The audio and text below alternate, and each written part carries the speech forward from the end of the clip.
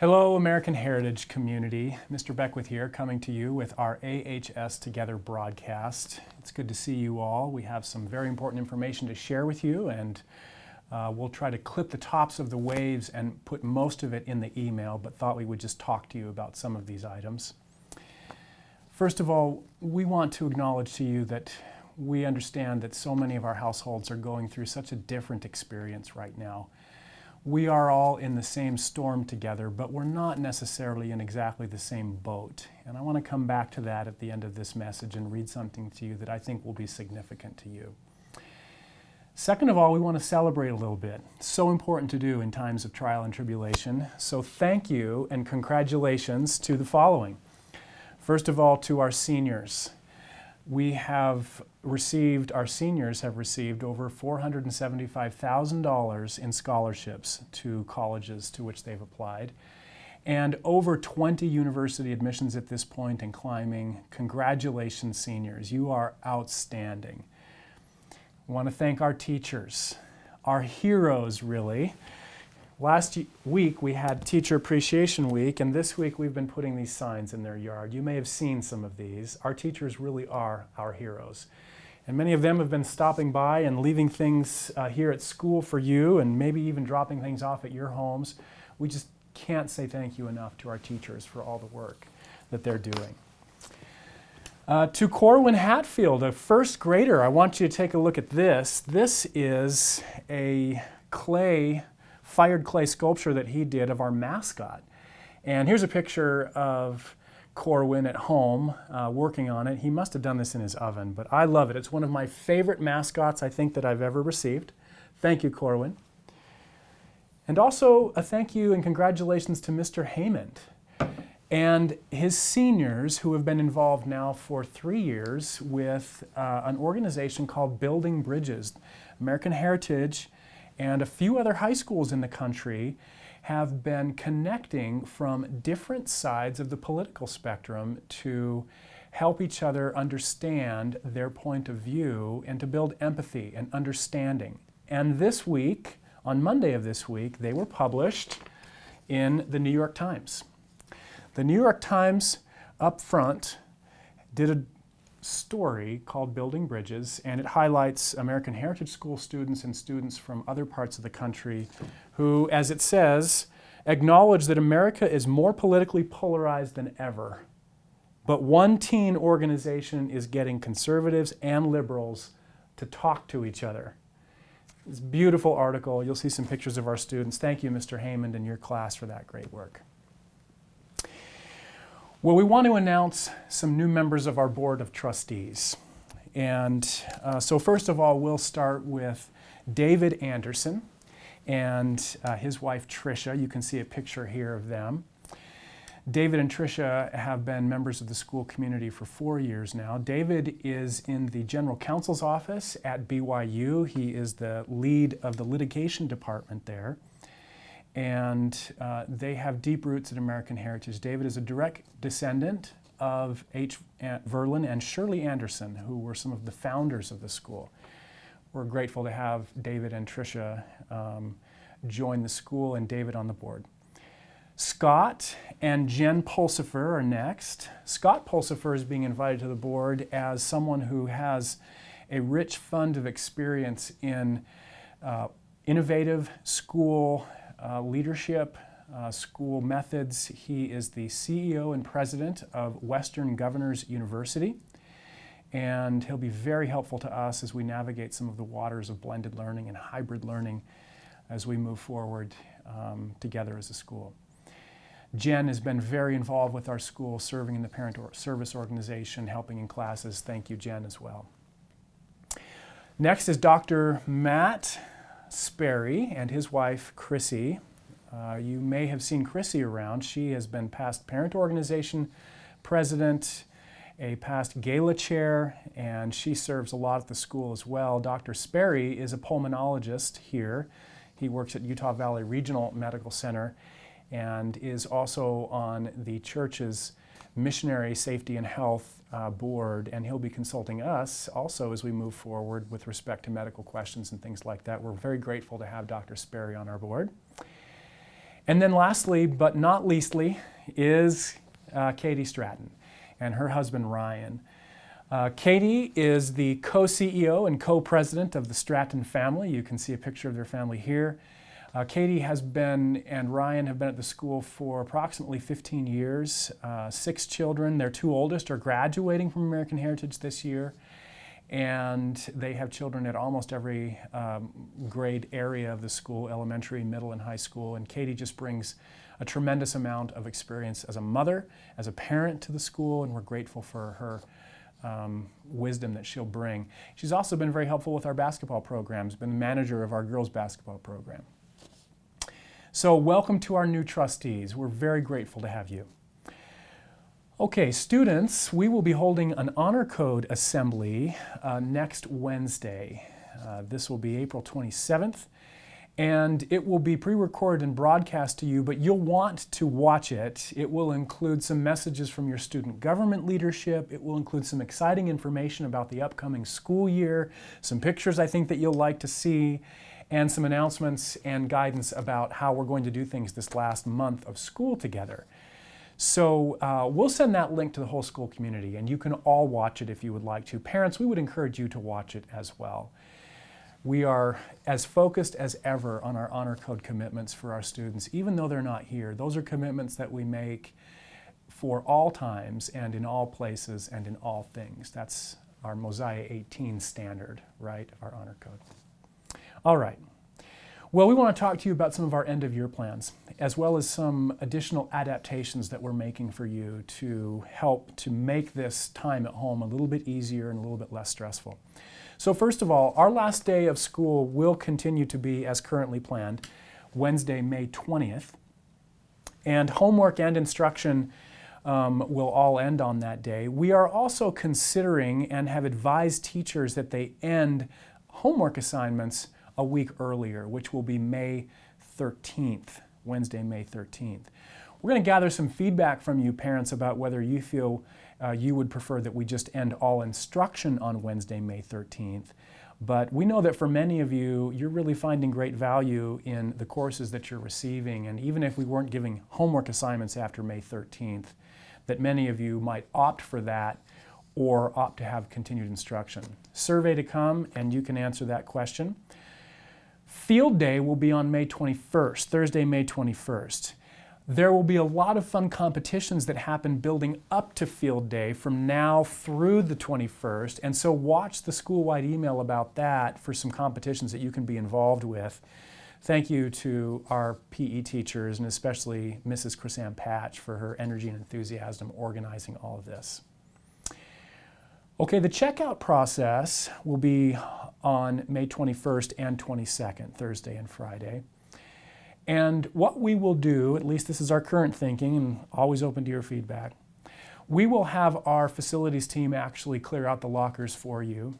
They will put your items in a bag with your name on it, and we will designate pickup areas around the school at different times for different grade levels so that we follow social distancing protocols. But you will come on those days, and in order for you to receive your yearbook, instructions to come on how to order your yearbook, but for you to receive your yearbook, we need you to come and return all items that you have checked out, computers, books, uniforms. We found that holding your yearbooks until you turn those things in is the best way for us to get those things in. So May 21st and 22nd, you can come, turn your things in and get your yearbooks. That's the checkout process. And then graduation. Many of you have been wondering how we're going to approach graduation. At this point, based upon a survey of our senior families and our graduates, we are leaning heavily towards, although we haven't finally decided yet, but we're leaning towards holding a physical graduation on Tuesday, May 26th, here in the Patriot Stadium outside so that we can place each of our graduates at least 15 or 20 feet apart. Each of the families, designated locations, 15 to 20 feet apart.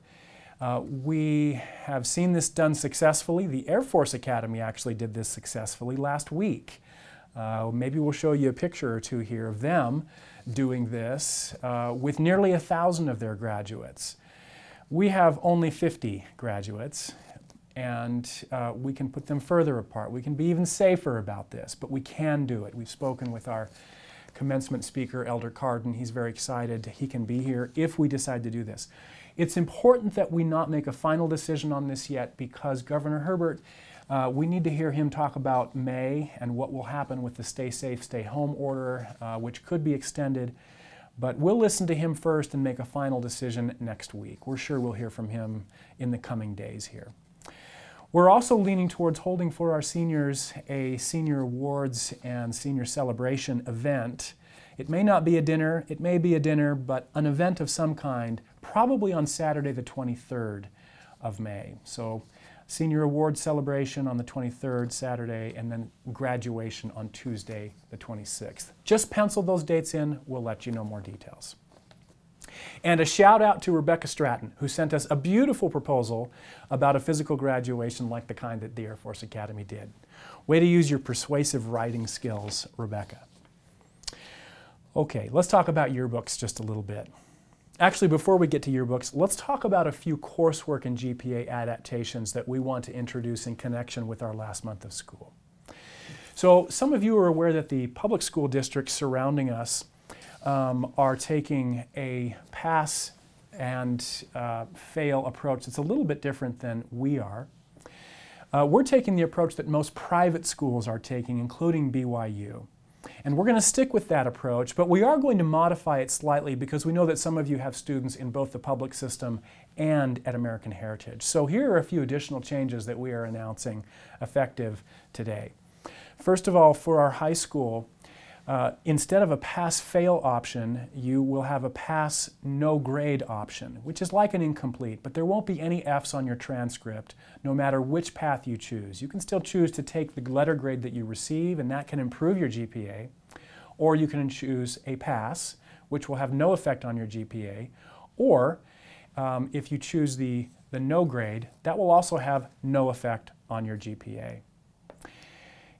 We're also modifying the grade range for which you can receive a pass from A through C to A through D. So anything from a D and up will receive a pass. And if you receive an F in terms of the actual coursework percentage, you can choose a no grade on your transcript. Okay? But we will not be offering credit if the work is not completed. We do need to see work completed to get credit for that pass. Also in grades K through 8, we'll modify our policies just slightly here to say that all report cards grades K through 8 no report cards grades K through 8 will receive F or failing grades. There will be only letter grades or pass for those. So for term 4, 7th and 8th grade report cards will have the option of a letter grade or a pass in every subject. And for grades K through 6, report cards will only reflect a pass in the 3 subjects of math, language arts, and literature. Okay, more on the written document, the updated COVID-19 coursework and GPA adaptations. You can read more details about those. All right. Well, let's talk about yearbooks now. So 3 things we want you to know about yearbooks. First of all, if you have pictures for your class, for your extracurricular activities, the parents that you took, anything that you would love to see in the yearbook, please send those to our communications director who is overseeing yearbook this year, David Buer. His email address is dbuer, B-U-E-R, @ahsmail.com. That's if you have just a few pictures to send. If you have a lot of pictures to send, we're going to give you our online photo library address. It's called Zenfolio, but it's zenfolio.com, and then you can log in with certain credentials, which we'll give you in the email, and maybe we can put them on this video here. So that's the first. We want pictures from you. Secondly, about yearbooks. We are open for orders now. On the Veracross Parent Portal, you can click on the link there that says Yearbook Orders. We need your yearbook orders by May 8th, Friday, May 8th. That's 2 weeks from now. We'll give you a few more reminders before then. You have some options for elementary versus middle and high school books, soft cover versus hardcover, and you can see the prices and the options there. But go ahead and start ordering now. And then lastly, we're pleased to say that we will be able to make a way for you to sign each other's yearbooks. We're going to do that digitally. Thank you, Mr. Buer, for figuring out a way to do that, and look forward to more information on that. But basically, you will sign it online through a digital format, and then you can send those messages to your friends and get into their yearbooks. Okay, that's yearbooks. Well, we will have a few exciting coaching changes to announce in our basketball program. First of all, we want to say thank you to Coach Jake Dastrup, our varsity boys head coach, who will be stepping down this year. He is going to be focusing on his family business, which he has been running, and he needs to put more of his time into that, so he will not be coaching any teams next year. And Coach Dastrup has really advanced our basketball program, lifted us to another level. It's thanks to him that we have so many wonderful people in our school community this year. He really brought mission-oriented people here, including the Winnetana family, who he connected us with. We're excited to announce that in his place, as our new varsity boys head coach, we will have Coach Poda Winnetana, who was serving as an assistant varsity basketball coach. Coach Winnetana was serving as the head girls varsity coach, and he will continue to serve in the girls varsity basketball program as the assistant coach for the new head coach, who is Derek Maxfield. And Derek was actually on our girls varsity coaching staff last year as well. He was the assistant coach. So we're just making a few seat changes really in both our boys and our girls programs. It's the same wonderful coaching staff and talent in both cases. We're also announcing that Coach Winnetana will be serving as our assistant athletic director with special assignments and responsibility over coach development in all sports. We want him to rub off on all of our coaches, and he will also serve as our director of basketball operations. So thank you to each of those individuals, Coach Maxfield, Coach Winnetana, Coach Dastrup. We're grateful for each of you and all of those coaches in our athletics department who are doing so much right now to improve our coaching practices and to keep our young men and our young women improving personally, even though we can't gather physically. Well, watch for a customer experience survey to come around. We want to hear what you're feeling right now. We've got another few weeks to go, and we want to keep improving even over the summer. So watch for those questions, give us your feedback. And I think I will conclude with this. I really appreciate all of the good thinking and the careful thinking that's been done by so many during this time of homestay and quarantining. And well, I mentioned at the beginning of this message that we are all in the same storm, but we're not necessarily in the same boat all of the time. And I want to read to you something that I think really makes this point well. This is a repost from something that I really appreciated and read. It says, "We are not in the same boat.